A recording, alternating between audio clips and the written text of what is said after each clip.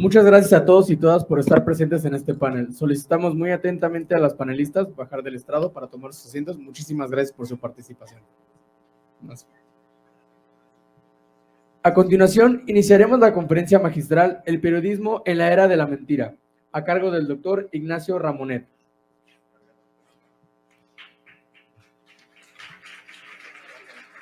Ignacio Ramonet es doctor en Ciencias Sociales, catedrático de Teoría de la Comunicación, profesor emérito de la Universidad de París, doctor honoris causa por 5 universidades internacionales, fundador del Foro Social Mundial, autor de numerosos libros sobre comunicación y geopolítica. Su más reciente ensayo es La era del conspiracionismo, Trump, el culto a la mentira y el asalto al Capitolio. Brindemos un fuerte aplauso al doctor Ignacio Ramonet.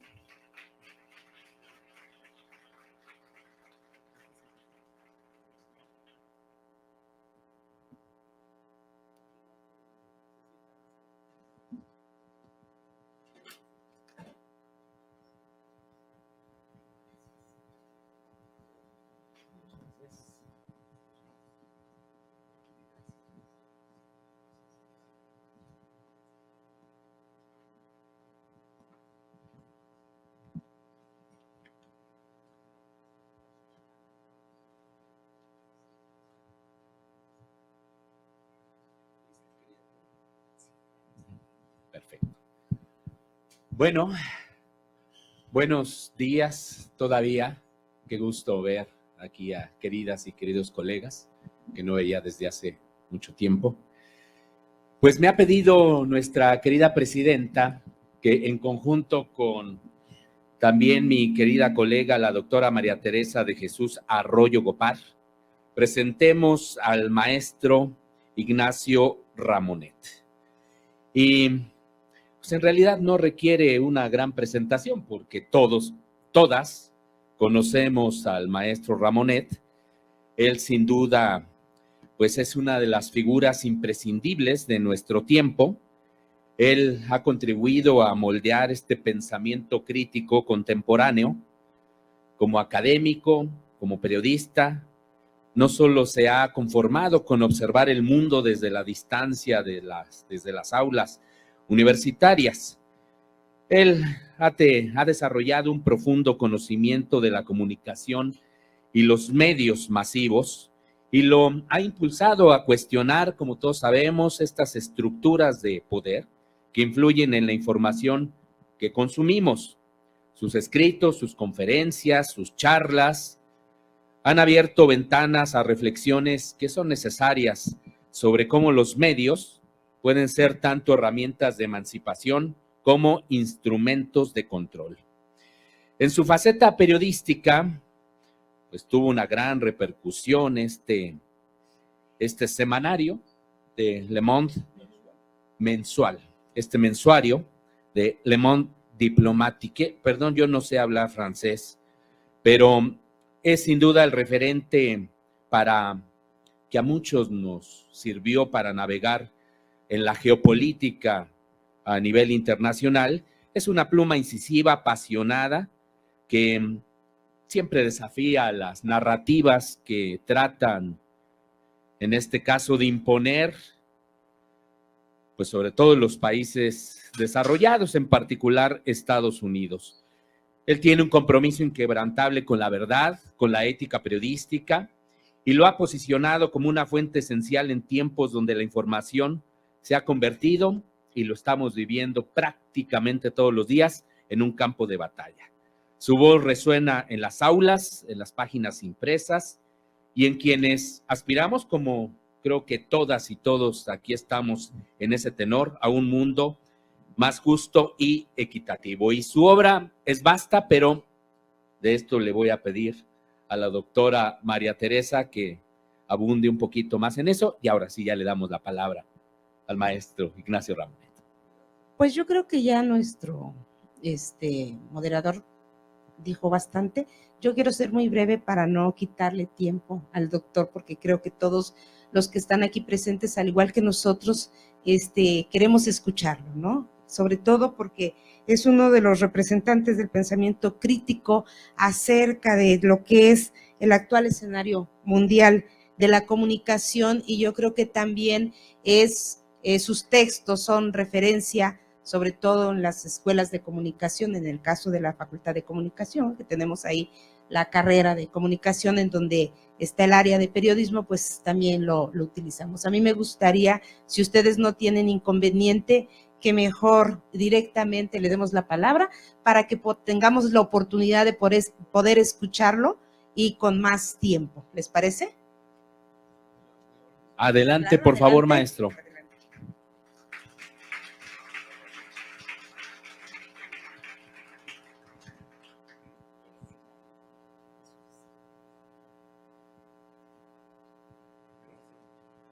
Bueno, buenos días. Muchas gracias por la presentación, muy amistosa. Gracias a los dos presentadores. Muy amistosa y muy elogiosa. Muchas gracias a la MIC por haberme invitado a tomar la palabra en este importante congreso y un agradecimiento muy especial para la doctora Lizy Navarro, que tuvo la gentileza de invitarme. Entonces sí voy a hablar del periodismo en la era de la mentira. Miren, hace unos días nuestro amigo Julian Assange compareció ante el Consejo de Europa, ¿verdad? El Consejo de Europa no hay que confundirlo con el Consejo Europeo. El Consejo Europeo, como saben, es como la presidencia de la Unión Europea. La Unión Europea tiene una presidencia que se llama el Consejo Europeo, donde están todos los presidentes y los primeros ministros o primeras ministras de los 27 países de la Unión Europea. Eso es la presidencia, y luego el gobierno de la Unión Europea es lo que se llama la Comisión, que preside la señora van der Leyen actualmente. El Consejo de Europa no es eso.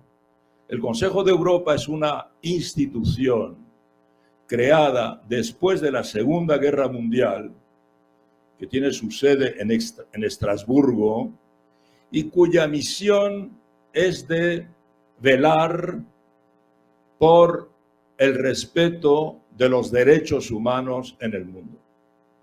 Los derechos humanos. Aquí se acaba de hablar de los derechos humanos hace un momento. Entonces, Julian Assange, el fundador de Wikileaks, todos lo conocemos, compareció ante el Consejo de Europa, porque el Consejo de Europa quería saber por qué un periodista que dice la verdad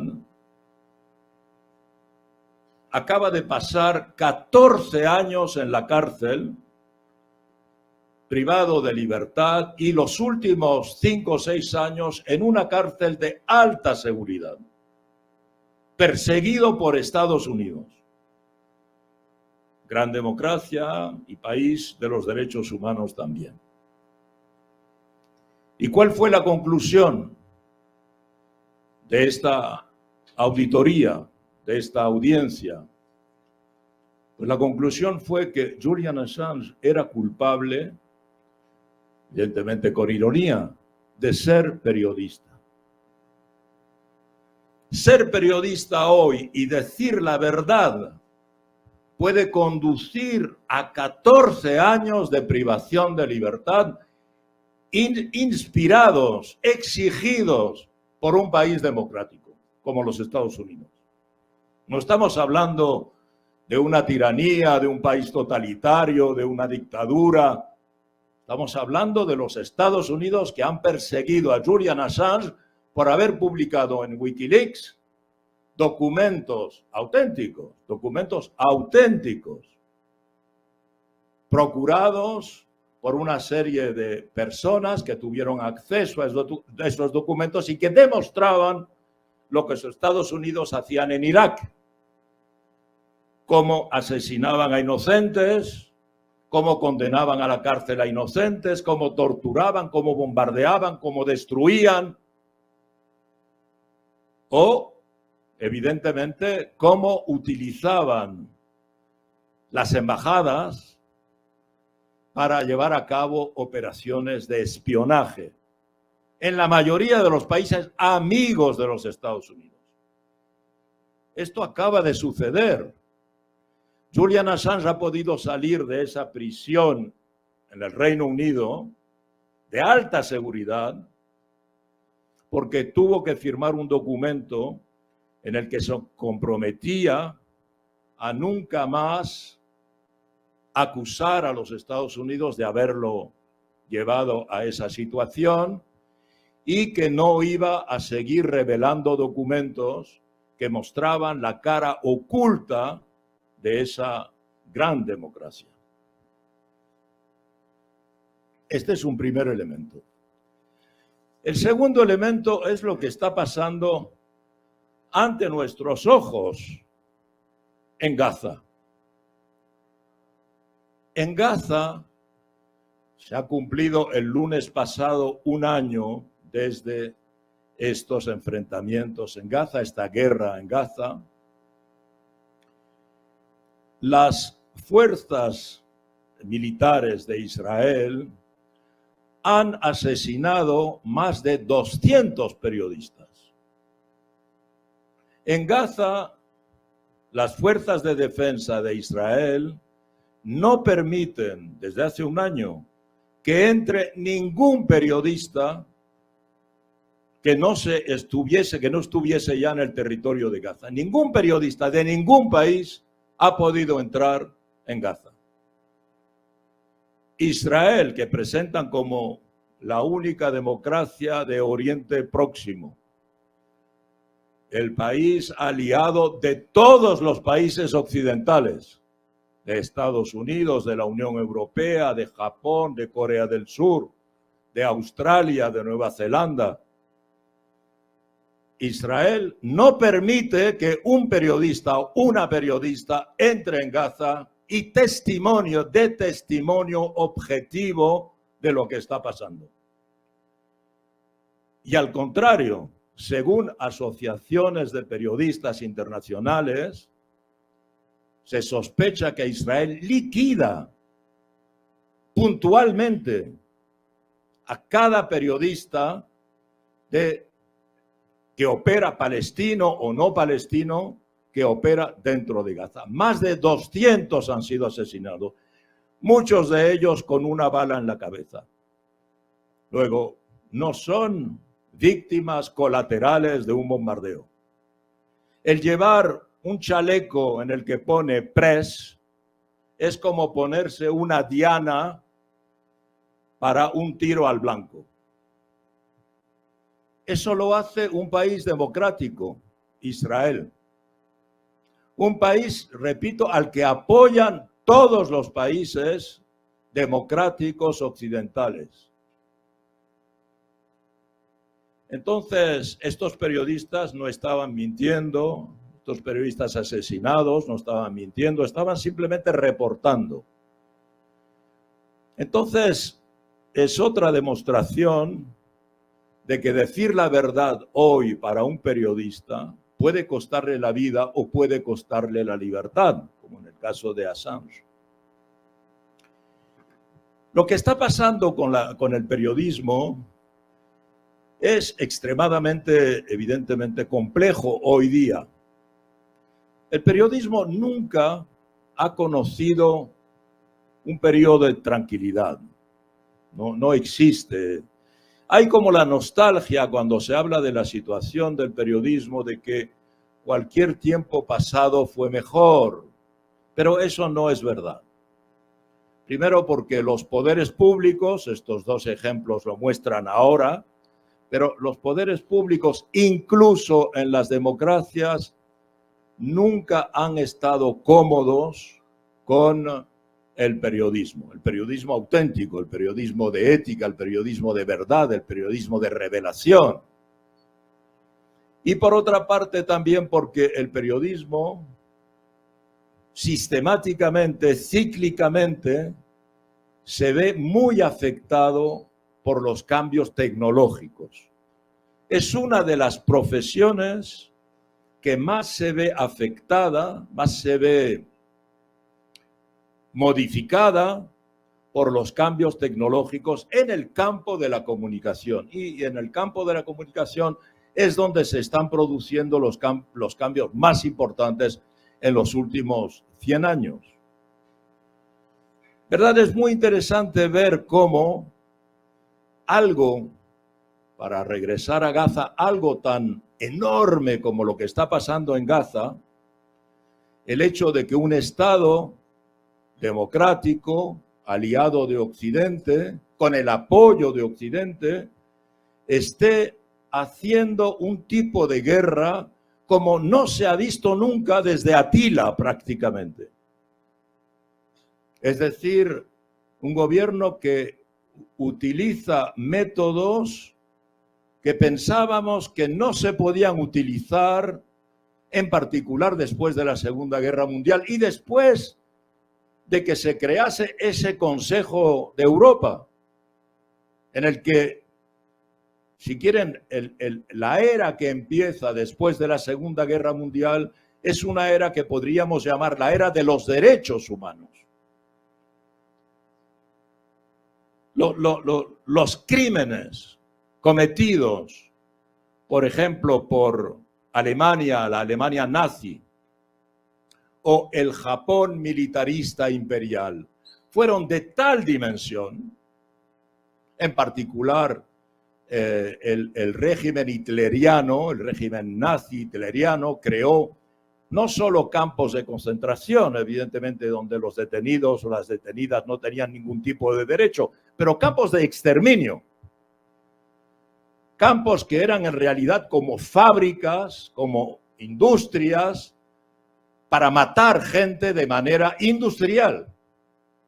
Como saben, un objetivo racista del régimen hitleriano era acabar, exterminar, destruir la comunidad judía europea. Y se estima que se mataron a unos 6 millones de judíos en Europa. Pero también querían exterminar a los gitanos. También querían exterminar a los minusválidos. Consideraban que era como una degeneración física que no se debía reproducir.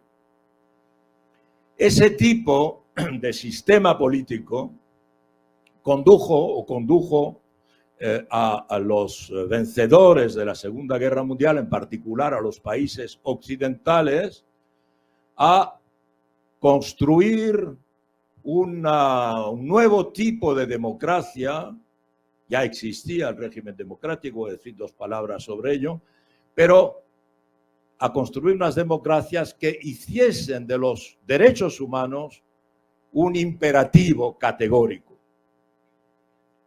Y entre los derechos humanos está el hecho de que incluso la guerra hay que hacerla con reglas. Porque hay un derecho humanitario incluso en la guerra. Los civiles no son objetivo de guerra.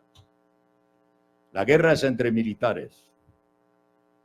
No se bombardean objetivos civiles, no se respetan lugares sagrados, se respetan lugares culturales, se respetan centros sanitarios, se respetan evidentemente centros educativos. Israel desde hace un año no respeta ninguno de estos imperativos, ninguno. Bombardea hospitales, bombardea universidades, bombardea escuelas, bombardea mezquitas, bombardea iglesias, bombardea todo tipo de objetivo bajo el pretexto de que en el subterráneo, que en el subsuelo puede haber miembros de la resistencia palestina. Y todo eso sin testigos. Y todo eso sin que la opinión pública occidental se escandalice. Porque la prensa, los medios occidentales, en Estados Unidos, en Europa, cuando hablan de esto toman 1000 pinzas delicadas y 1000 guantes de terciopelo antes de decir esto que acabo de decir. Y si lo dicen, le dan inmediatamente la palabra a alguien que va a defender a Israel y que va a decir, no, no es exactamente así. las fuerzas de defensa israelí son el ejército más moral del mundo, ellos avisan antes, envían octavillas, avisan, le dicen a la gente que se mueva, sí, a millones de personas que se muevan en 15 minutos antes de que caiga la bomba, en el mejor de los casos. Entonces, la pregunta es, ¿qué pueden los medios? ¿Qué le ha pasado a los medios para que se comporten de esta manera en nuestros países? No estamos hablando, repito, de dictaduras. Estamos hablando de Estados Unidos, estamos hablando de Francia, que es donde yo vivo, estamos hablando del Reino Unido, estamos hablando de Alemania, de Suiza, de Italia, de Noruega, de Suecia, que no solo no se escandalizan de lo que pasa, aunque haya evidentemente asociaciones, grupos militantes que manifiestan su solidaridad con el pueblo palestino, sino que además envían armas, envían financiamiento, envían municiones a Israel para que siga con esta política, hoy contra Beirut. Pues yo creo que esto que está pasando, esto es la primera vez que ocurre, obviamente. Y es la primera vez que ocurre desde que apareció la opinión pública. Es el primer, en mi opinión, primer naufragio de la opinión pública. La opinión pública y los medios no son, digamos, sincrónicos. Los medios, la prensa escrita, aparece antes. Todo el mundo conoce la historia de la prensa, son ustedes comunicadores y saben mejor que yo la historia de la comunicación y de la información, pero cuando los primeros periódicos empiezan a imprimirse, en el siglo XVII, ya en el siglo XVIII hay mucha prensa. En el momento de la Revolución Francesa, por ejemplo, en 1789, en París había más de 100 periódicos.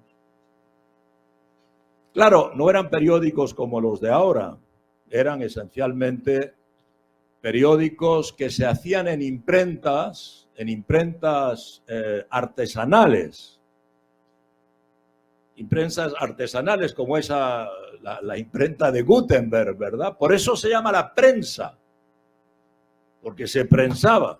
Era una hoja y esa hoja se prensaba y luego se dividía en 4 y era un periódico de 4 páginas, ¿verdad? De ahí le viene el nombre de la prensa. Es el nombre del instrumento, de la herramienta con el que se hacía el periódico, la prensa de papel. Pero la mayoría de esos periódicos, en la época de la Revolución Francesa, uno de ellos lo dirigía uno de los dirigentes principales de la Revolución Francesa, Marat. Este dirigente que fue asesinado cuando tomaba su baño en la bañera, no sé si ustedes han visto la foto, ¿verdad? La foto digo yo, pero es un cuadro muy célebre de Géricault. Fue asesinado por una mujer, Charlotte Corday. Marat tenía un eczema de la piel, tenía una enfermedad crónica de la piel, que la piel le picaba constantemente. Y la única manera de estar apaciguado en su ardor epidérmico era estar en un baño de agua tibia. Y entonces él escribía en su baño. Y Charlotte Corday, que era una monarquista, vino y lo asesinó, lo apuñaló ahí. Pero él dirigía un periódico muy importante durante la Revolución, se llamaba El Amigo del Pueblo. Muy importante. No quiero decir que es la prueba de que había periódicos, ya mucha gente cree que los periódicos acaban de inventarse en el siglo XIX o en el siglo XX. No, ya en el siglo XVIII había muchos periódicos, en el siglo XVII ya estaba inventada la prensa. Pero esos periódicos, repito, eran periódicos de opinión, Eran como hoy diríamos editoriales, no eran periódicos con información objetiva. La mayoría, otros sí, porque eran pequeños anuncios por palabras, se vende esto, se compra esto, se propone aquello. Bien. Y por otra parte eran periódicos para élites, a las élites en particular urbanas, masculinas, y que sabían leer y escribir, lo cual era, a pesar de todo, una minoría en cualquier país occidental.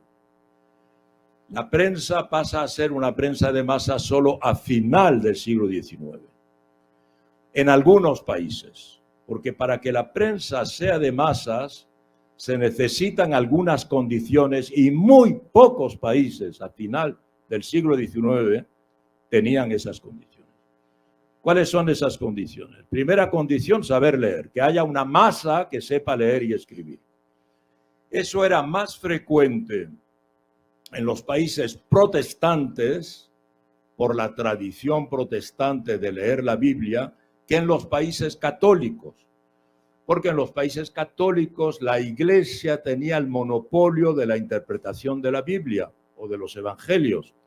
Y la Iglesia no estimulaba, es lo menos que podemos decir, no estimulaba la lectura de libro sagrado, de la Biblia, de los evangelios, del Nuevo Testamento, por los feligreses.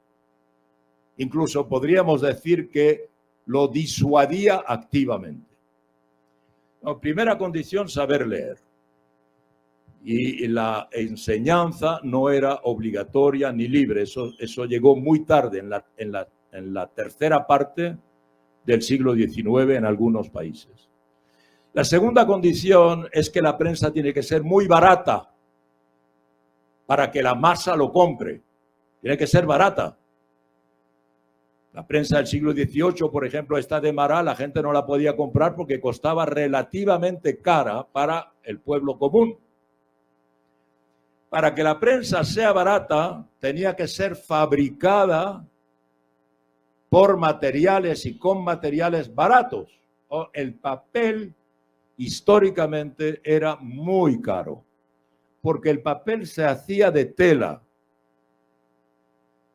En Europa, desde que se inventó la imprenta, se creó una especie de profesión itinerante de gente que iba comprando ropa vieja por los pueblos.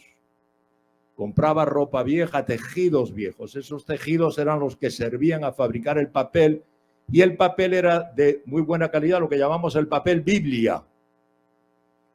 Entonces el papel era caro, no se podía hacer un periódico de papel caro. Hay que inventar, hasta que se inventa el papel que se hace con pulpa de madera, con pulpa de árbol, que es el papel periódico, lo llamamos el papel. Eso solo se inventa en la segunda mitad del siglo XIX. Y tercero, esta es la segunda condición. Y tercero, primero tiene que saber leer, segundo, tiene que ser barato. Y tercero, hay que encontrar un sistema. Si yo hago prensa para la masa, la prensa, el periódico o el diario, como su nombre indica, es una publicación que se publica periódicamente o diariamente. O sea que para eso hay que imprimirla durante la noche, en la mayoría de los casos, para que se venda por la mañana, ¿verdad? Entonces, ¿cómo hacer?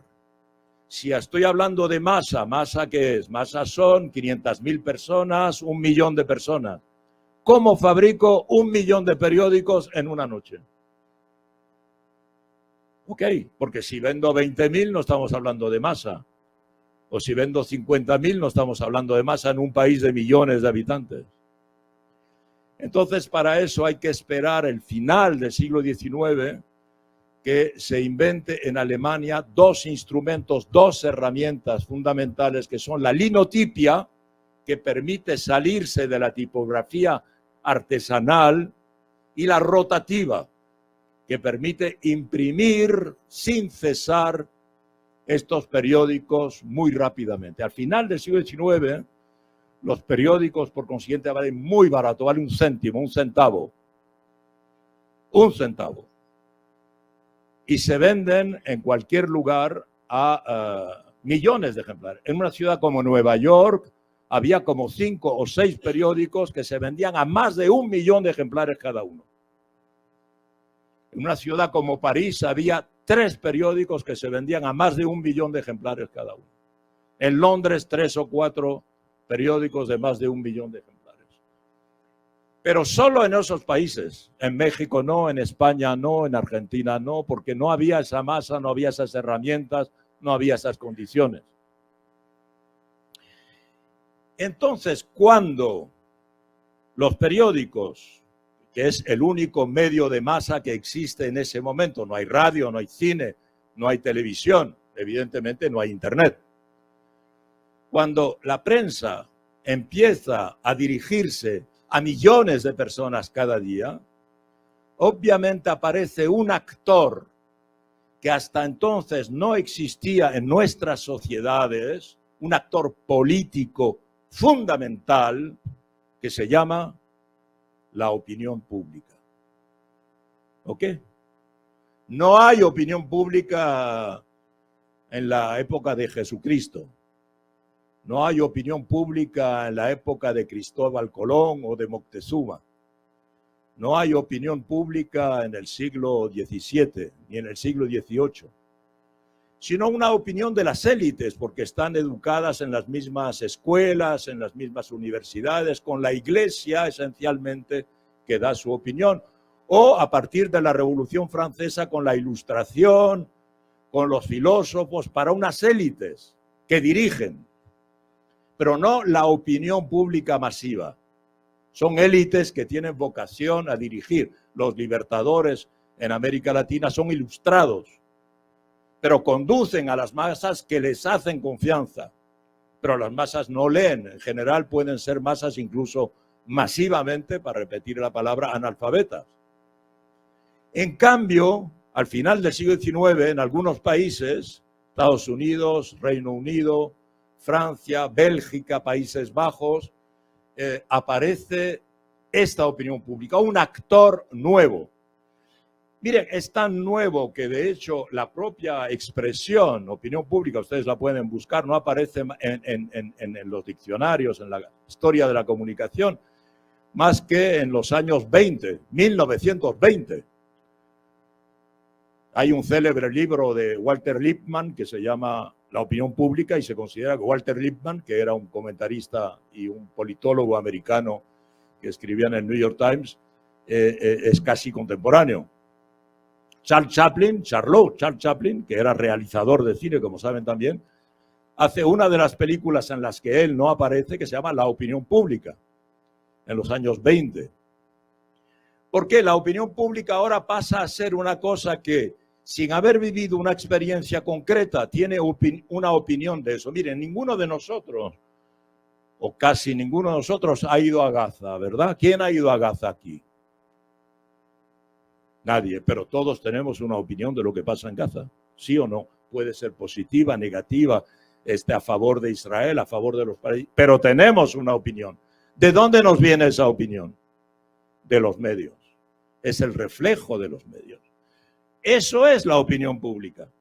El hecho de que tenemos una opinión sobre temas que solo conocemos gracias a los medios. Y por consiguiente, este elemento es un elemento nuevo que viene a perturbar, podríamos decir, a corregir el propio funcionamiento de la democracia. Porque, ¿qué es la democracia? ¿Qué es la democracia, en definitiva? Bueno, la democracia la define un filósofo francés. Bueno, hay evidentemente Platón, que escribe La República, ¿verdad? Pero en la época contemporánea hay un filósofo francés que se llama Montesquieu.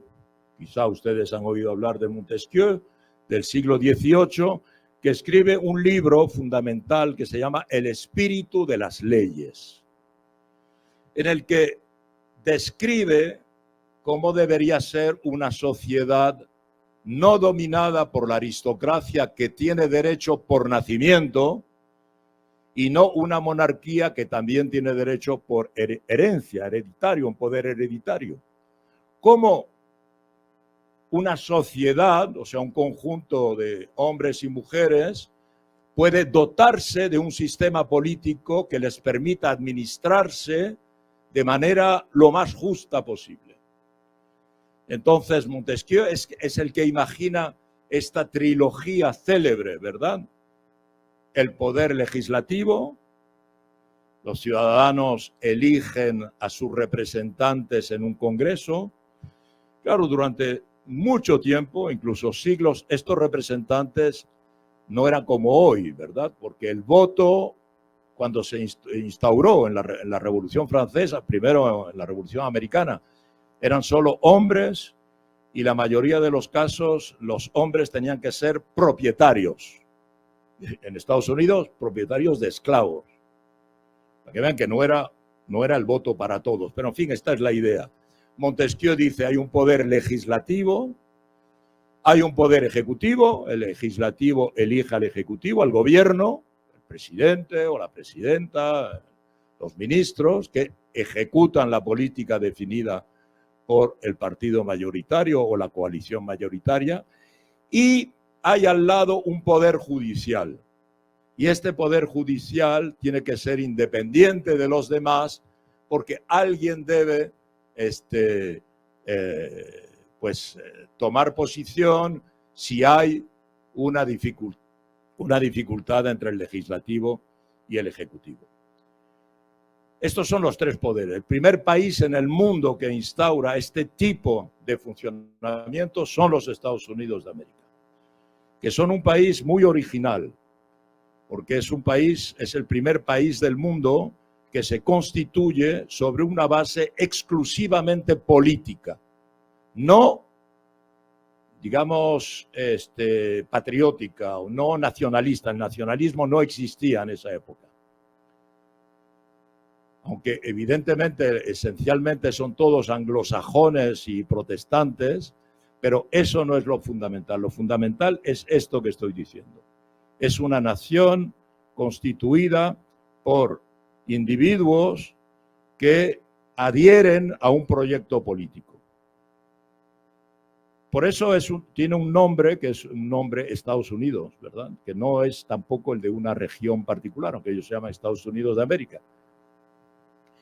Esencialmente es la primera nación que se define políticamente, no étnicamente. Esto es muy importante. Y luego la Revolución Francesa crea la República Francesa con estos mismos principios y Napoleón los va a extender en sus conquistas y en particular cuando América Latina se libera a principios del siglo XIX lo hace con estos principios. La liberación de América Latina no es, no sé, mexicanos contra españoles, esa es la apariencia, es república contra monarquía, ¿entienden? Es república, es revolución, son derechos para los ciudadanos frente a derechos adquiridos de una potencia que geográficamente no se encuentra en este continente. Eso es igual para Bolívar, igual para San Martín. Es una definición política. Lo nacionalista viene después, porque el nacionalismo se inventa hacia 1830 o 40, esa idea de que en un territorio vive un mismo tipo de personas que tiene tales rasgos, tal tipo de sangre o lo que sea, que habla la misma lengua y que tiene la misma religión. Eso constituye una nación étnica. Pero esa no es la definición, repito, de Estados Unidos. Pero no es el tema nuestro, ¿no?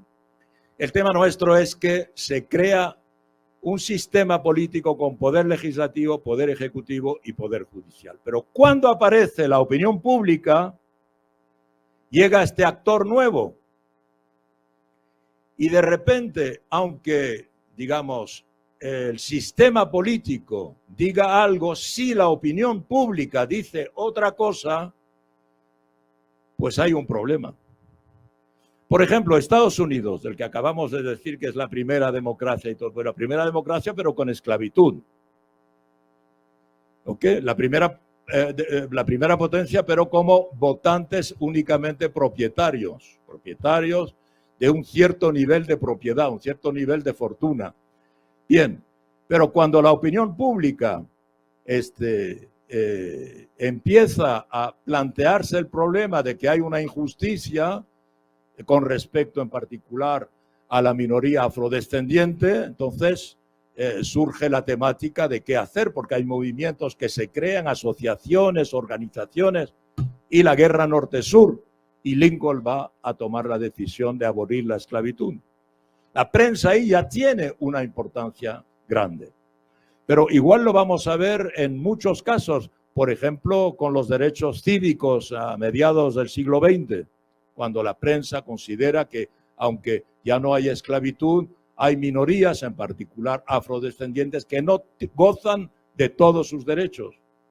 O bien las injusticias judiciales. A una persona se le acusa de un crimen que no ha cometido. Si la prensa, los medios, defienden a esa persona, ilustran el caso, obligan a que el Poder Judicial incluso tenga que reestudiar el caso. O sea, la opinión pública pasa a ser un actor que corrige, modifica, perfecciona la democracia. Hasta Gaza. Porque en Gaza se están cometiendo los mayores atentados, las mayores violaciones de los derechos humanos, y la opinión pública no tiene ningún peso sobre lo que está pasando. Entonces, esto quiere decir que estamos en una era nueva, en el que efectivamente, como dice el título de esta conferencia, es la era de la mentira. Porque todo se puede desmentir, como yo decía antes. Pueden ocurrir los mayores crímenes, pero alguien puede decir, no, no es así, no es mentira eso.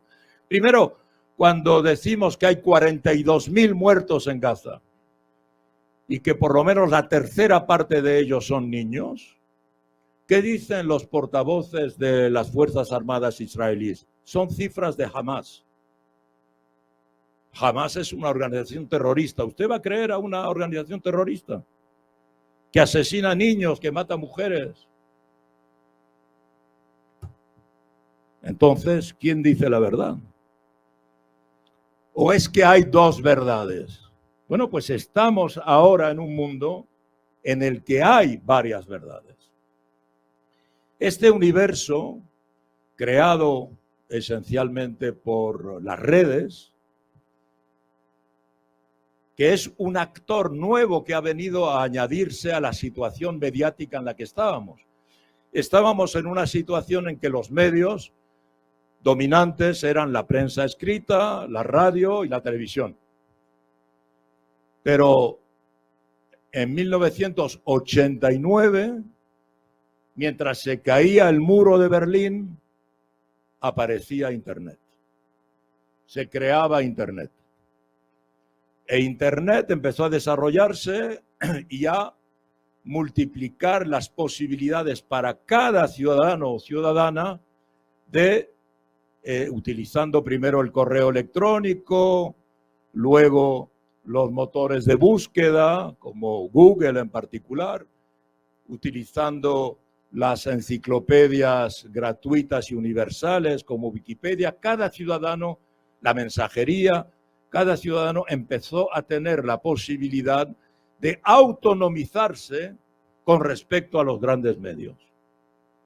También la posibilidad de salir de la dependencia de los medios locales para acceder a medios globales.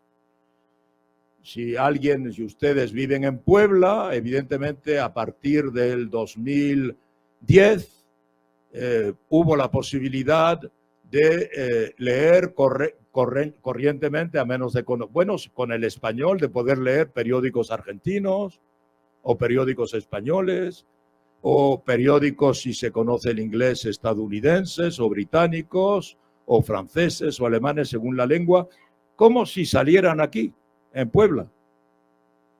Y por consiguiente la prensa de Puebla, la radio de Puebla, la televisión de Puebla tuvo ya como competencia no los otros medios de Puebla o de México, sino los otros medios del mundo. Y también, evidentemente, cuando las redes empezaron a desarrollarse, Facebook, Twitter, etcétera, TikTok o YouTube, pues obviamente no solo cada ciudadano o ciudadana pudo consultar los medios, sino que pudo él mismo, ella misma, convertirse en un medio. Y en un medio muy poderoso, un medio tremendamente poderoso. Miren lo que ha pasado la semana pasada o hace 10 días. Este fenómeno que merece reflexión, ustedes todos son comunicadores, una persona en el mundo ha alcanzado la cifra de 1.000 millones de seguidores. 1.000 millones de seguidores. O sea que una persona hoy, cada mañana, envía un YouTube, un TikTok a 1.000 millones de personas. Nadie jamás en la historia, desde que se creó la lengua, el lenguaje, que fue la primera revolución en la comunicación, la que permitió la humanización de los grandes simios, nadie jamás ha tenido la posibilidad de dirigirse a 1.000 millones de personas, directamente. Es el futbolista Cristiano Ronaldo. 1.000 millones de personas. Pero mañana será un dirigente político o incluso un influencer que irá mucho más allá de tal o cual curiosidad, querrá aglutinar. Entramos en un mundo nuevo. Podrá crear una religión nueva. Podrá crear un movimiento político nuevo. Entonces, las redes han creado un universo completamente nuevo, en el que el dirigente político más característico, más expresivo, más representativo de este sistema es Donald Trump, evidentemente. Donald Trump es el hombre que ha entendido el agotamiento de la televisión y que las redes son el medio dominante de hoy, desde hace 5, 6, 7 años. Donald Trump no se compara con Cristiano Ronaldo, tiene 157 millones de seguidores. 157 millones de seguidores. Lo cual hace que él no necesita de la televisión. Para Trump, ir a la televisión es perder seguidores. Miren, ustedes saben eso mejor que yo. En Estados Unidos hay 4 principales canales de televisión que dan noticieros a las 7 de la tarde. Todos los noticieros de televisión, ABC, CBS, NBC y Fox, ¿cuántos telespectadores reúnen? Los cuatro juntos. No llega a 30 millones de telespectadores en un país de 250 millones de habitantes. Mientras que Trump comunica con 157 millones. Luego Trump no necesita la televisión, no necesita dar entrevistas, no necesita pasar por la prensa. Trump se dirige como muchos. El primer dirigente político que utilizó las redes de manera exitosa fue Barack Obama, como saben. Así ganó Barack Obama. Y Trump ha perfeccionado, evidentemente, esto en este momento. Las redes no se pueden comparar en términos de contenido con lo que es la prensa, la radio y la televisión, porque funcionan de una manera totalmente diferente. Y la manera en que funcionan las redes, sobre todo que la inteligencia artificial corrige las redes, porque los algoritmos van modificando y en función de los mensajes que más éxito tienen. Si usted envía un mensaje que no tiene ningún éxito, el algoritmo lo ignora. Pero si usted envía un mensaje que de repente interesa a 10.000, 20.000, 40.000, 200.000 personas, el algoritmo se fija en él. Y con la inteligencia artificial lo va a estudiar. ¿Qué tiene como estructura? ¿Qué tiene este mensaje, esta imagen, este meme? ¿Qué tiene de particular, estructuralmente, que interesa a tanta gente? Y si en el mismo día el algoritmo detecta 10.000 mensajes enviados en cualquier lugar del mundo que han alcanzado decenas de miles de seguidores con ese tipo de estructura, eso es lo que va a favorizar. Entonces, si ustedes envían un mensaje que tiene la capacidad de crear adicción, eso es lo que va a circular. ¿Qué relación con la verdad? Ninguna. Absolutamente ninguna. Lo importante es qué adicción crea. Esos son los mensajes que van a priorizarse. Y cuando estudiamos, si ustedes le echan un ojo a mi último libro, que es La Era del Conspiracionismo, verán que una mentira es más atractiva que una verdad. Si yo digo, para coger un ejemplo caricatural, si yo digo que la Tierra es redonda, eso es una banalidad. Si digo que es plana, ya me sorprende. Entonces, como me sorprende, voy a ver un poco de qué se trata. En Estados Unidos hay 16 millones de personas que creen que la Tierra es plana. 16 millones. Las conferencias de los terraplanistas rechazan gente. No sé si a Puebla han venido, porque ahora se organizan congresos de terraplanistas con miles y miles de personas que quieren ir a escuchar, con ingenieros de la NASA, profesores de Harvard, profesores de Berkeley que explican, cuidado, eso no es de charlatanes, solo se cree lo que tiene apariencia científica. Entonces, que explican cómo funciona la Tierra como un platillo, por qué los hielos están alrededor del platillo, etcétera. ¿Verdad? Bien, lo mismo para 1000 cosas. Hasta el punto que podemos decir que estamos precisamente en una era en la que han surgido estos conceptos, la postverdad. ¿Verdad? ¿Qué es la posverdad? Bueno, pues es una verdad no cartesiana, una verdad no impuesta por la revolución científica o racional del siglo XVIII. Recuerden lo que decía el filósofo Michel Foucault, ¿verdad? Que es un filósofo francés. Yo he sido estudiante de Michel Foucault. Michel Foucault decía, la verdad tiene una historia. Y cuando hacemos la historia de la verdad, vemos que globalmente la historia de la verdad tiene 2 tiempos, la fase 1 y la fase 2. La fase 1 dura desde el fondo de los tiempos hasta el siglo XVIII. Es lo que podríamos llamar la verdad rayo. Es una verdad que solo se manifiesta en un momento preciso, en un lugar preciso y para una persona precisa. Es la verdad de la pitonisa de Delfos. La pitonisa de Delfos, por ejemplo, en los griegos antiguos, los reyes griegos consultaban a la pitonisa y en primavera la pitonisa, en una ciudad que se llama Delfos, tenía visiones y esas visiones pues le indicaban lo que iba a ocurrir. Va a haber malas cosechas o va a haber plagas de insectos o va a haber periodos difíciles, hay que prepararse para ellos. Y eso se creía como nosotros creemos en las matemáticas.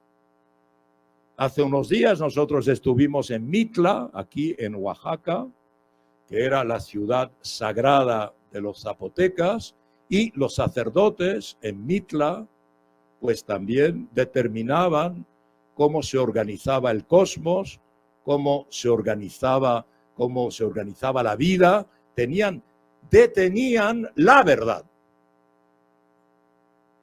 O la verdad, por ejemplo, Moisés, todo el mundo sabe eso, Moisés, que quiere sacar a su pueblo con el que lleva 40 años dando vueltas por el desierto, sube a una montaña, se queda unos cuantos días y allí Dios le habla y le entrega, ¿qué es lo que le entrega a Dios? Las tablas de la ley, ¿verdad? Le entrega la verdad. Este pueblo se va a organizar ahora con este decálogo, no con el decálogo de las compañeras de antes, que es muy importante, pero con este decálogo. Así se va a organizar. Esa es la verdad. Y podemos multiplicar, ¿no es verdad? Esta verdad. La verdad, rayo. Es la verdad, rayo. El mundo ha funcionado durante milenios con la verdad, rayo.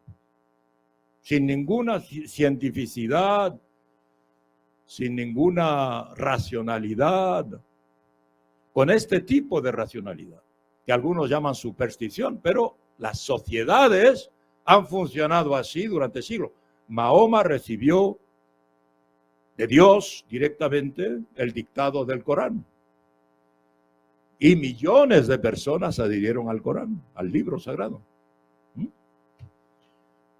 El propio Jesucristo, que dice la Iglesia que era Dios, evidentemente, también en su modo de vida, como lo recogen los evangelistas, pues dice cómo hay que vivir, cómo debe estructurarse la sociedad, en función de qué reglas, las reglas que fijan los evangelios.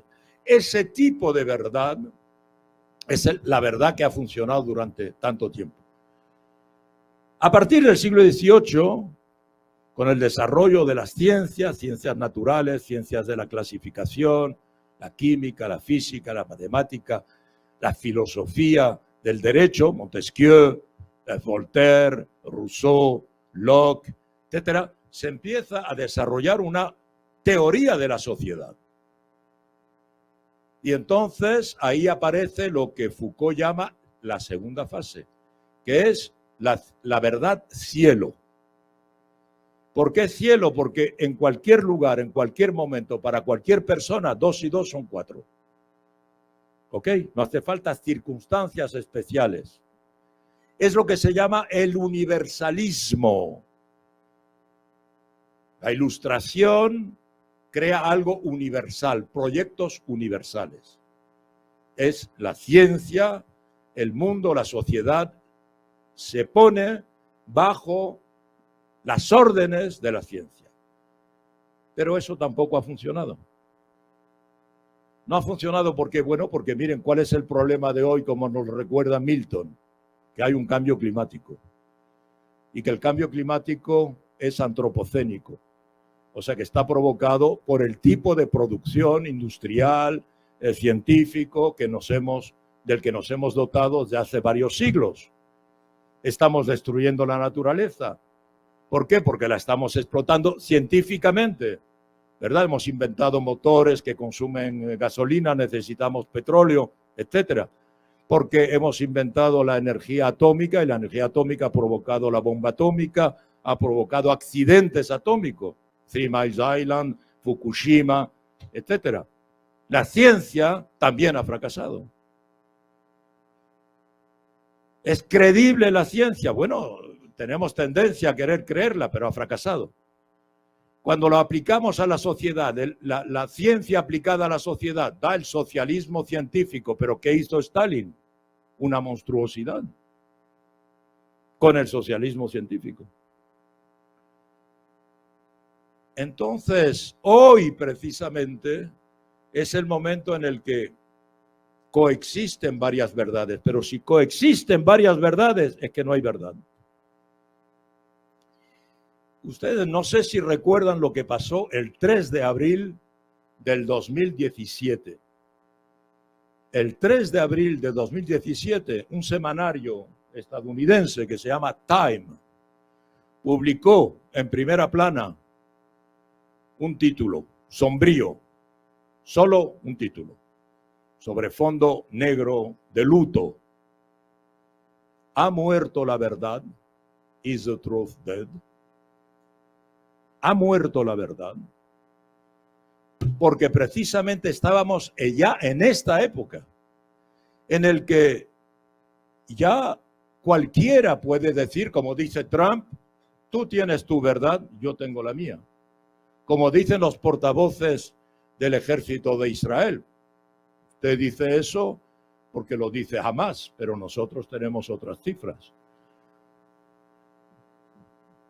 Usted tiene unos datos y yo tengo otros datos. Todo el mundo sabe lo que dice nuestro amigo, que queremos mucho, que apreciamos mucho. Pero en eso estamos. Y entonces, evidentemente, en ese contexto, ¿verdad?, en el que las redes hoy tienen autoridad, los periodistas de los medios tradicionales tienen una terrible dificultad porque están enfrentándose o están tratando de imponer en este contexto caótico, en este contexto de gran ruido mediático, tratar de hacerse escuchar, y es cada vez más difícil. Por eso los medios están viviendo un momento que yo considero que es muy interesante, es lo que le digo a los estudiantes de comunicación. Hoy, precisamente, los medios, las redes, ofrecen a jóvenes periodistas que se reúnen, que se juntan, la posibilidad de crear una concepción de la información diferente. No podemos seguir creyendo que en un momento la prensa, como era al final del siglo XIX, se va a volver a imponer. No va a ocurrir. Probablemente el papel va a desaparecer, no los periódicos, pero el papel va a desaparecer. O va a quedarse como la nostalgia de un tiempo. Yo veo aquí en Puebla que hay lugares donde dice, se hacen camisas a medida. Existe. Pero el 99,9% de los hombres, en todo caso, se compran camisas ya hechas. ¿Ok? Luego, es posible que quede algún periódico de prensa escrita, porque hay gente que lo quiere leer en prensa escrita, pero los periódicos se leerán en las pantallas como todo lo demás. La radio sigue teniendo vigencia, porque no se puede conducir un coche y ver la pantalla. Es peligroso. En cambio, se puede oír la radio. No se puede uno duchar y ver la pantalla, porque se estropea el teléfono. Es el momento de la radio. La radio tiene momentos que nadie se los puede quitar, además de que es un medio tremendamente versátil, como es. Y la televisión, pues, es un medio que está siendo abandonado masivamente por los menos de 30 años actualmente, que ya no necesitan de ese aparato extraño y grande que durante 40 o 50 años reunió a las familias, obligó a los arquitectos a diseñar los salones de las casas, incluso a los diseñadores de muebles a concebir sofás o canapés de cierto tipo, porque ahí es donde se veía la televisión. Todo esto que la televisión había conseguido, estamos saliendo un poco de ello. Las redes son el medio dominante hoy, es el que tenemos que entender cómo funciona. En este modesto libro hay varios capítulos consagrados a cómo funcionan las redes, qué sistema tienen las redes, cómo las podemos entender, cómo las podemos practicar, por qué precisamente gracias a la inteligencia artificial esto se va a ir complicando, porque la inteligencia artificial ya es capaz de hacer un medio ella sola, sin ningún periodista. No digo que tenga una gran calidad, pero es capaz y dentro de poco nos sorprenderá. Recuerden que el futuro no solo son 10 o 15 años, el futuro son siglos, son milenios. ¿Qué pasará con la inteligencia artificial en el quinto milenario, en el milenario 5000? Da vértigo, pero esa es la realidad, ese es el futuro. Nuestro presente es que tenemos que combatir en favor de la democracia. Muchas gracias.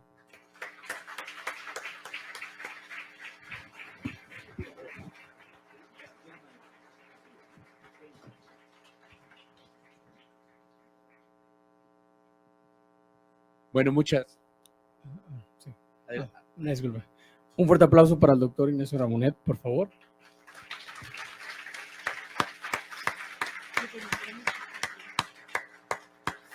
A continuación, damos paso a la sesión de preguntas y respuestas del público. Muchas gracias. A ver, colegas, yo, si me permiten, porque pues aquí aprovechando, es que nos reúne en este encuentro esta dimensión ética y de carácter legal. Entonces, perdón por este abuso, yo quisiera preguntarle al maestro Ignacio Ramonet cuál es la dimensión legal y ética que usted percibe en este escenario comunicacional de las redes. El presidente López Obrador decía que el periodismo, por ejemplo, estaba viviendo una de sus crisis éticas más importantes.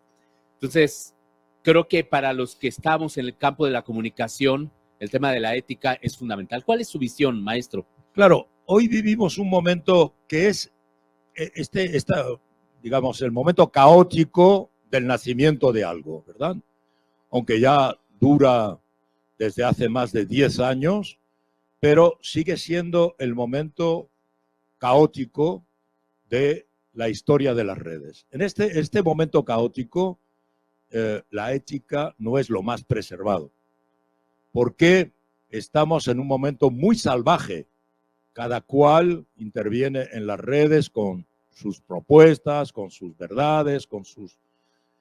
Piensan que Trump gana las elecciones en el 2016, empieza a gobernar en el 2017, con un relato que no tiene nada que ver con la realidad, ¿verdad?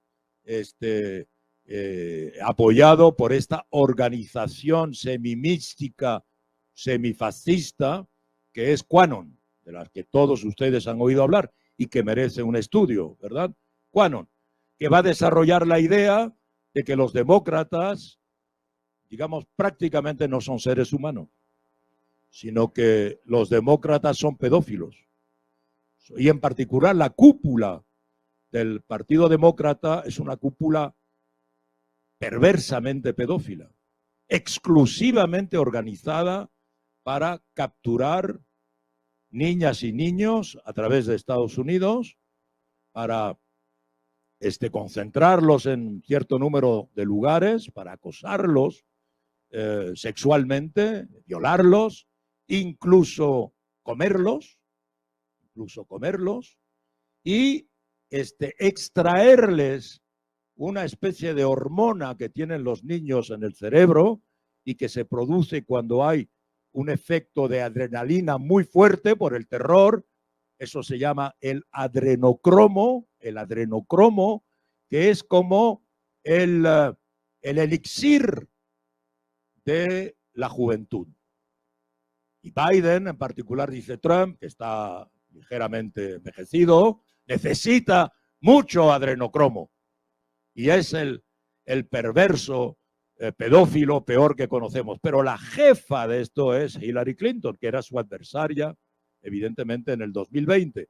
Bien, esta tesis, que se llama el Pizzagate, es la tesis que desarrolló Trump durante todo su mandato, no solo durante su campaña electoral.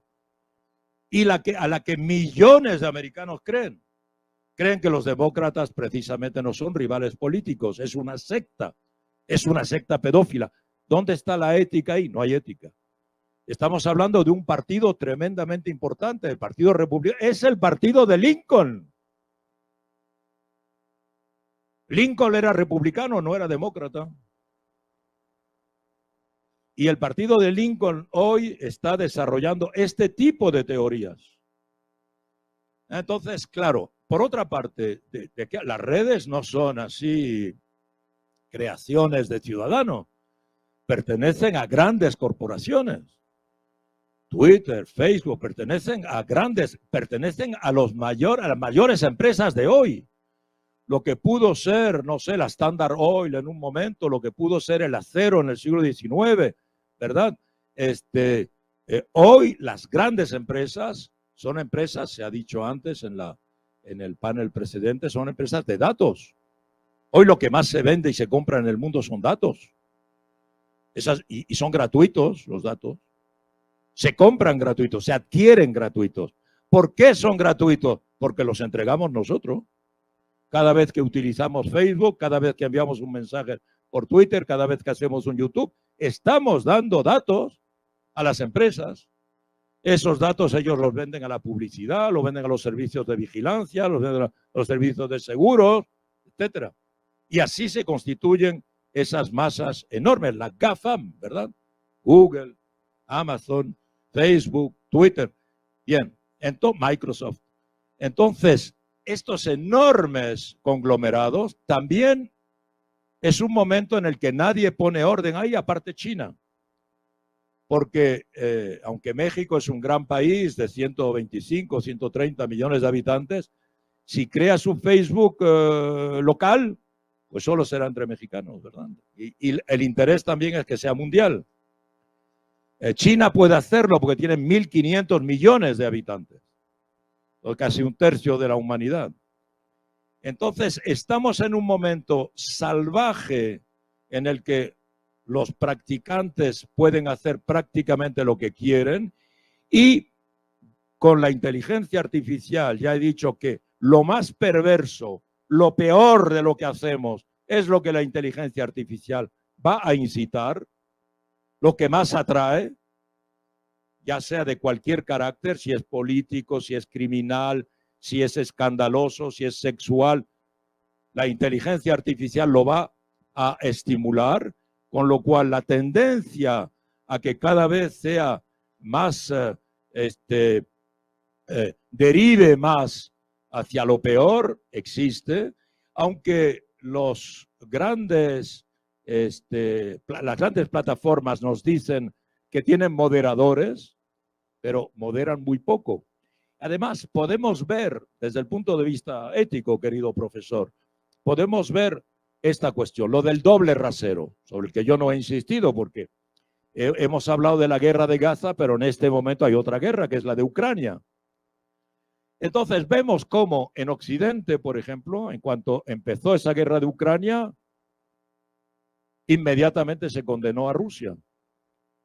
No digo que no hubiera razones, no entro aquí en el fondo, pero digo cómo reaccionó el campo occidental que en principio defiende los valores y los derechos humanos, los valores democráticos y los derechos humanos.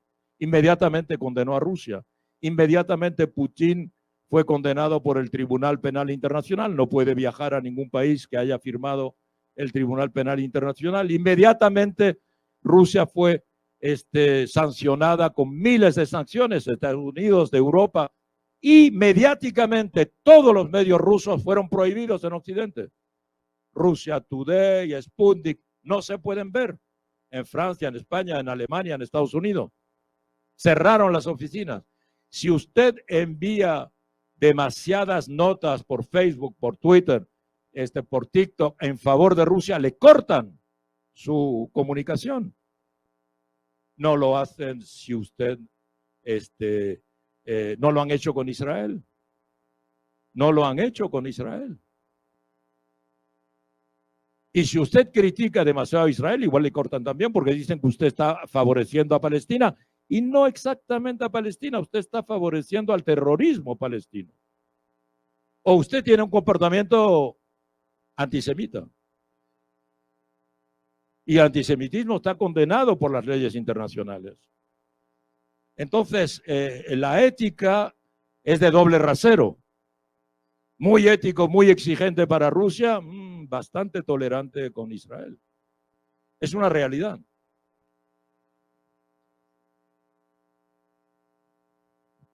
Es que allá levantaron la mano para una pregunta. Bueno. Para las preguntas del público. Adelante. Allá atrás, si le acercan por favor el micrófono, allá nuestra colega.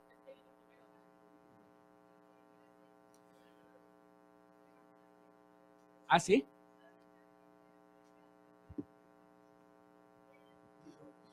Es que no le escucha aquí el maestro por si.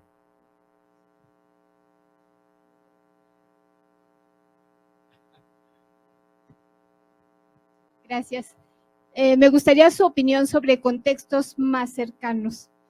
En esta pugna de datos, en los que pues hay muchas verdades y muchas posibilidades, en este país me parece que grandes periodistas, mujeres, sobre todo hombres también, están jugando un papel de los fiscales, de pues el montón de situaciones que pasan en un país donde se lucha contra la corrupción, el narcotráfico, etcétera. Entonces, pues no sé qué opina usted, pero estos luchadores siguen existiendo, siguen siendo vigentes en sus grandes escenarios y desde el extranjero a veces, o en sus pequeñas páginas de redes sociales, y juegan un papel muy importante en esta lucha por las verdades, ¿no? Me gustaría escuchar lo que usted opina. Bueno, no me voy a pronunciar sobre México, obviamente, porque sería ridículo. Ustedes conocen la situación de México mucho mejor que yo y sería imprudente, arrogante. Además, no la conozco como un profesor que ha venido aquí muchas veces a dar una serie de cursos, pero no conozco bien la situación mexicana. Lo que sí puedo decir, por mi experiencia de estar viniendo a México desde hace más de 45 años, es que aquí siempre ha habido unos periodistas, tanto hombres como mujeres, de extraordinario valor, de mucha valentía, de mucha profesionalidad. Recuerdo hace ya años, cuando el PRI dominaba este país de una manera muy severa y a la vez con apariencia de democracia, como los periodistas en particular del semanario Proceso, cómo luchaban por hacer emerger la verdad, tomando riesgos muy importantes. Este es el país, quizá después de lo que está pasando en Gaza, uno de los países donde más periodistas mueren, donde más periodistas matan, ¿verdad? Nosotros, decía nuestro amigo el profesor, tenemos un periódico que se llama Le Monde Diplomatique, que es un mensual. En un momento tuvo aquí una edición mexicana, Le Monde Diplomatique en México. Y teníamos un director aquí, se llamaba Iván Menéndez. Bueno, lo mataron. Lo encontramos un día en el maletero, como se la cajuela, el maletero del coche. Lo mataron. O sea, tenemos experiencia propia de que aquí puede ser muy peligroso hacer un periodismo de exigencia y de revelación y de denuncia, porque hay muchos grupos delincuenciales, muchos grupos con intereses, y la prensa, pues efectivamente en su misión es la de revelar cómo funcionan las sociedades y denunciar los abusos de cualquier poder, ¿verdad?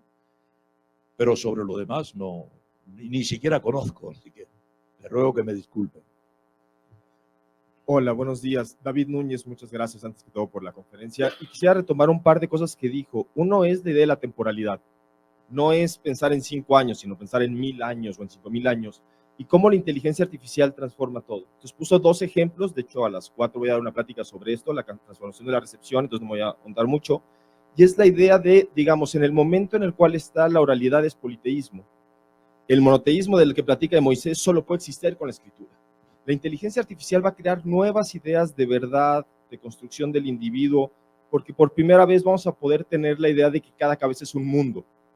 ¿De qué forma vamos a poder construir estos procesos comunicativos? Y lo que platicaba, cuando, no, ¿verdad? Bueno, yo creo que hay una verdad, pero me refiero cuando su opinión y mi opinión son, más allá de los likes que haya, exactamente igual de válidos, y lo más importante de todo, en un lugar de 6,000 millones de opiniones o 10,000 millones de opiniones que haya, ¿cómo vamos a poder jerarquizar cuáles son las que realmente hay que poner atención en ese sentido? Usted plantea los problemas que se están planteando y que se van a plantear. Son problemas tremendamente importantes y angustiosos. Los que plantea la inteligencia artificial. Ustedes vieron que le dieron el premio Nobel de Física hace 3 días a los inventores de la inteligencia artificial y que uno de ellos ha hecho declaraciones diciendo hay que frenar. Un poco como, miren, el año pasado, ¿cuál fue la película que todos fuimos a ver?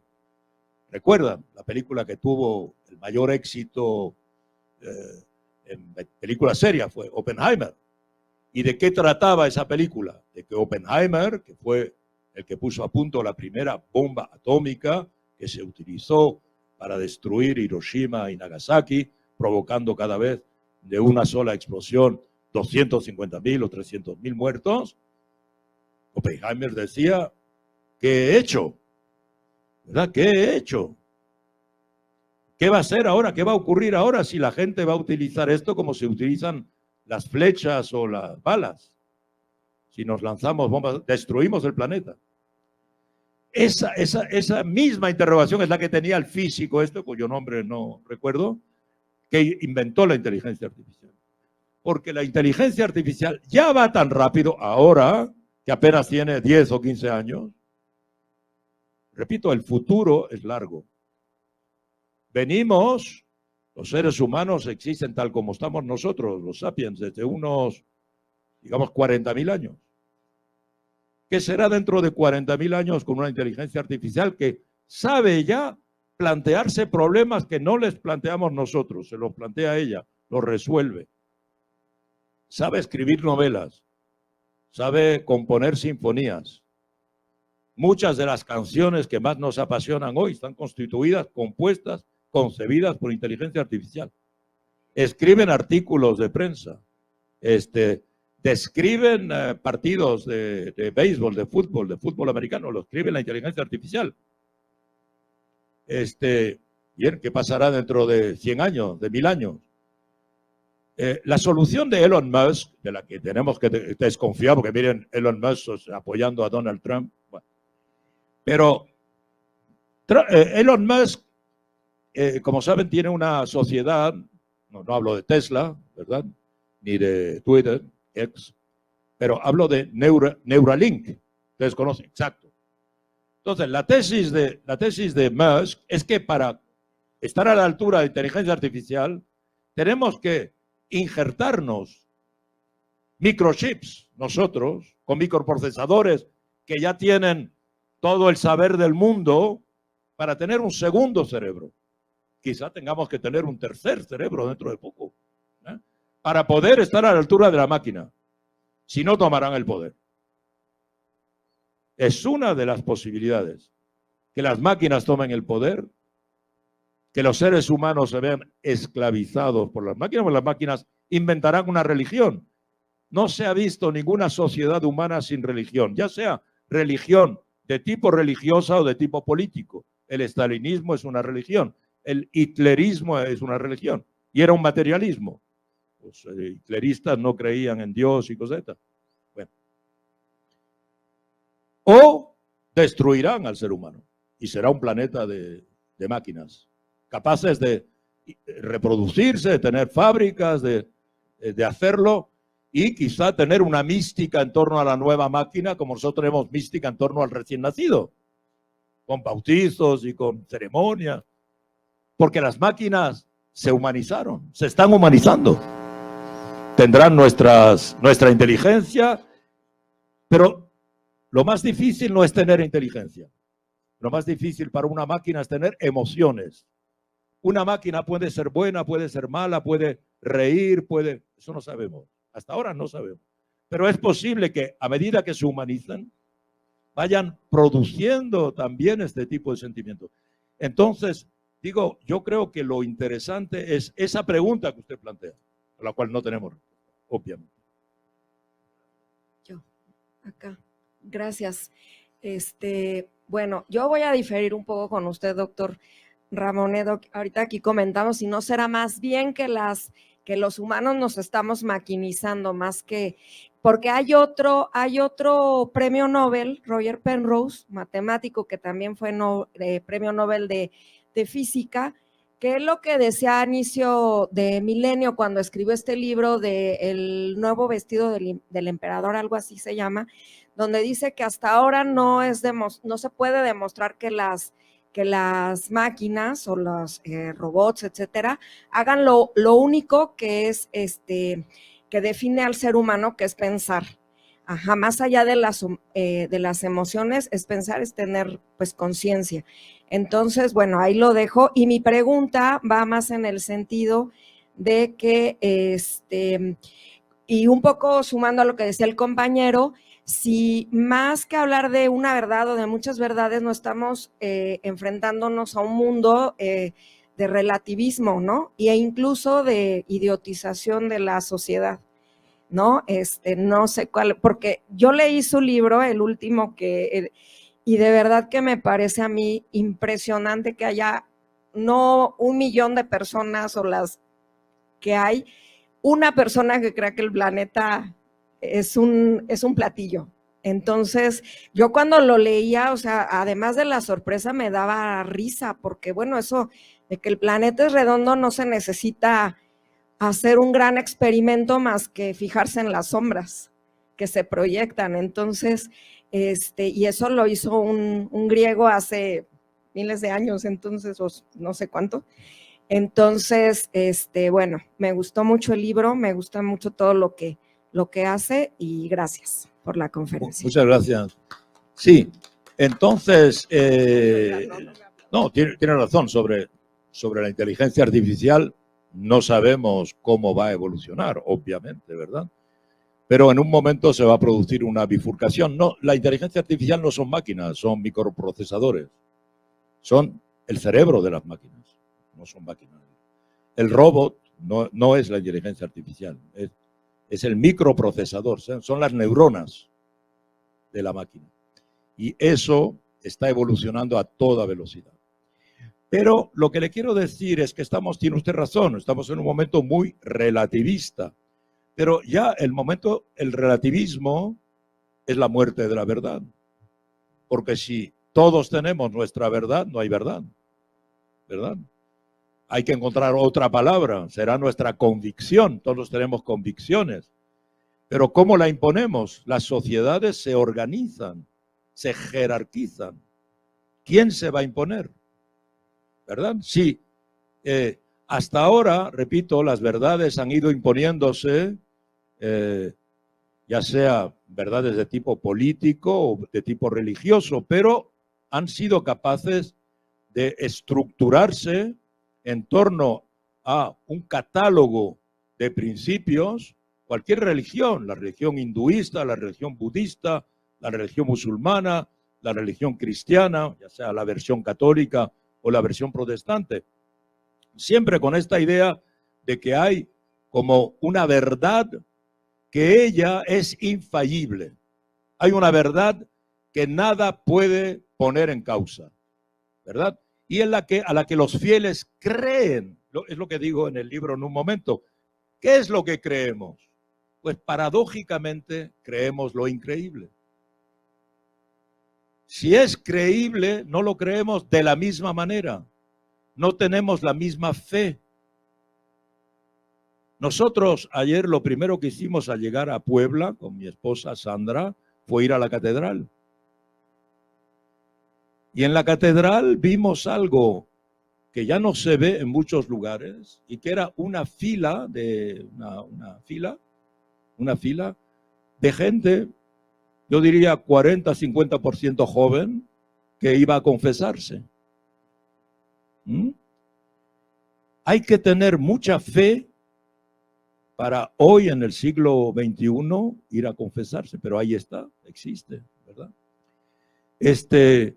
Bien, las religiones afirman cosas que son muy difíciles de creer. No quiero, todo el mundo aquí tiene su religión y yo la respeto, pero digamos que decir que alguien puede resucitar no es obvio. No ocurre todos los días, ya quisiéramos que ocurriera, sobre todo después de la COVID. Pero la gente lo cree precisamente porque es increíble. Lo que más creemos con mayor entusiasmo es lo que no se puede demostrar, porque si no hay fe, no se puede creer, no se puede demostrar. La medicina no lo justifica, excepto casos muy particulares. Entonces, o que una mujer tiene una criatura sin tener relaciones sexuales. Esto es muy difícil de creer. Repito, no ocurre todos los días en la naturaleza, no hay ejemplos, ni siquiera en el mundo animal, donde puede haber otro tipo de reproducción. Pero eso lo creemos. Y lo creemos firmemente. Hay procesiones, hablo de la nuestra religión cristiana. Pero todas las religiones tienen ese tipo de principio, ¿verdad? Los musulmanes creen que Mahoma subió al cielo directo montado en un caballo. desde lo alto de la mezquita esa que está en Jerusalén. Tampoco ocurre todos los días que alguien se vaya al cielo montando un caballo, no ocurre, pero lo creemos.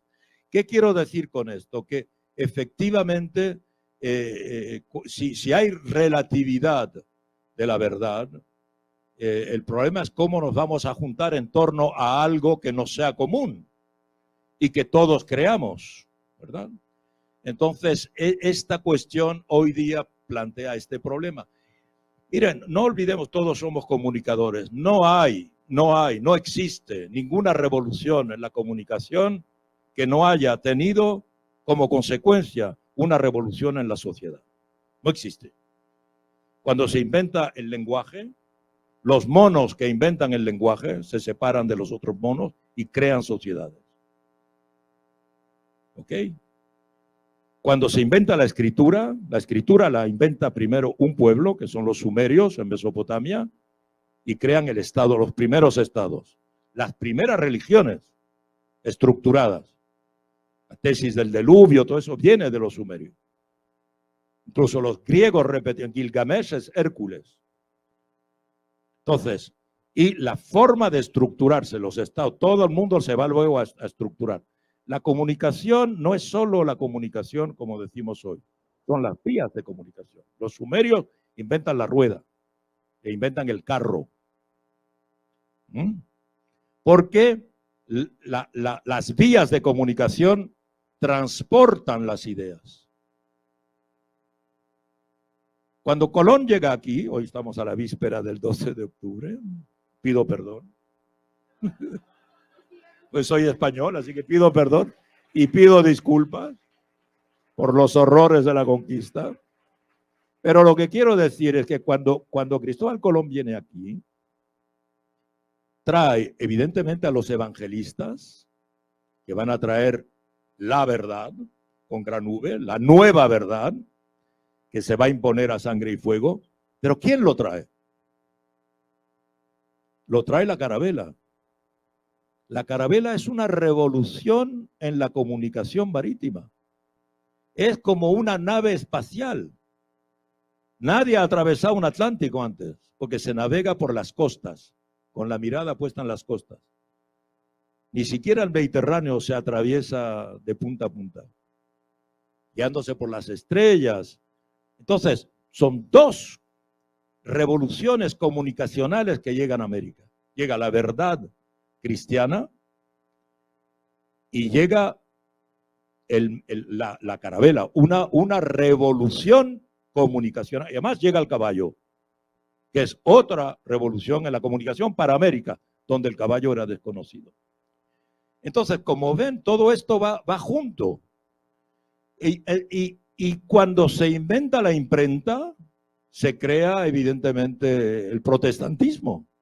No se puede crear el protestantismo sin la imprenta. Se rompe la Iglesia Católica. Se crean estados nuevos. Los Países Bajos piden la independencia porque se crean los estados en función de la religión, que es el elemento estructurante. De toda Europa la gente huye y va a Países Bajos cuando se siente protestante, los hugonotes franceses. De igual manera, evidentemente, con la prensa se desarrolla la democracia. ¿Por qué la democracia se ha extendido por el mundo entero? En 1776 había un país democrático en el mundo. En 1789, 2 países democráticos. ¿Y por qué hoy la mayoría de los países son democráticos? Por los medios de masa y por la opinión pública. Hoy es un pecado no ser democrático. Es casi una obligación. Pero antes no. La norma era vivir en un país monárquico. En la mayoría de los países de una manera o de otra. Entonces, todas estas revoluciones que provoca la revolución comunicacional, la pregunta, que es la que usted formula, ¿qué revolución política vamos a tener con la revolución de las redes sociales? Porque no se va a quedar así la cosa. Ya tenemos a Trump, hemos tenido a Bolsonaro, tenemos a Bukele, en Europa está triunfando la extrema derecha hasta las puertas del poder, o en el poder en muchos países, el fascismo está en Italia. Todo esto es de esto, porque la gente se ha vuelto a creer lo de que la tierra es plana. Y quiero terminar con esto. Miren, hasta ahora se decía que para convencer a la gente, se decía que finalmente el ministro de la propaganda de Hitler, se llamaba Goebbels, se le atribuía una frase que decía: una mentira repetida 1000 veces se convierte en verdad. ¿Ok? Todos lo sabemos, pero hoy a esa frase se está imponiendo otra, que es lo que yo decía antes. Yo decía, una mentira sorprende más que una verdad. Y entonces hoy podríamos decir, una verdad repetida 1000 veces se convierte en mentira. Miren el movimiento woke, por ejemplo. Bueno, aquí en México, por ejemplo, sin ir más lejos, estábamos en México, en la plaza donde estaba antes la estatua de Cristóbal Colón. Durante siglos estuvo ahí Cristóbal Colón. La verdad era que Cristóbal Colón, pues había que respetarlo, no sé por qué razones. Pero de repente lo tumbaron. En Estados Unidos han tumbado estatuas de generales, estatuas en el Reino Unido han tumbado estatuas de fundadores de universidades porque eran esclavagistas. O sea, la verdad hasta ahora era, este señor era muy importante porque hizo esto. Pero ahora de repente esa verdad que nos han repetido siempre ocultaba una mentira. Y esa mentira es la que se impone hoy. Entonces, eso es lo que hace que millones de personas, lo he dicho antes, yo no les aconsejo que vayan a los congresos de terraplanistas, porque los van a convencer, porque son muy fuertes, tienen muchos argumentos. Si usted va así, ingenuamente, le van a aplicar este sistema. Usted ha creído en esto durante mucho tiempo, pues es falso. Y cuando nos dicen esto, nos sorprendemos. Pero eso fue lo que dijeron los evangelistas cuando vinieron a América, a los aztecas, a los zapotecos. Ustedes creyeron durante mucho tiempo en Quetzalcóatl, pero no. El Hijo de Dios es Jesucristo. La gente se sorprendió, ¿verdad? Esa nueva verdad es la que está llegando hoy en las redes sociales. Por eso estamos en un momento en el que estamos perdiendo nuestras referencias. Y es un momento en el que estamos muy fragilizados, porque el medio que más frecuentamos, que son las redes, no lo entendemos, no sabemos cómo funciona. Gracias, maestro. Sí. Muchísimas gracias. Sí, Gracias por sus muchas gracias al aportaciones. doctor Ignacio Ramonet por su conferencia. Hace entrega de un reconocimiento a la doctora Lizy Navarro, presidenta de la Asociación Mexicana de Investigadores de la Comunicación. Un fuerte aplauso, por favor.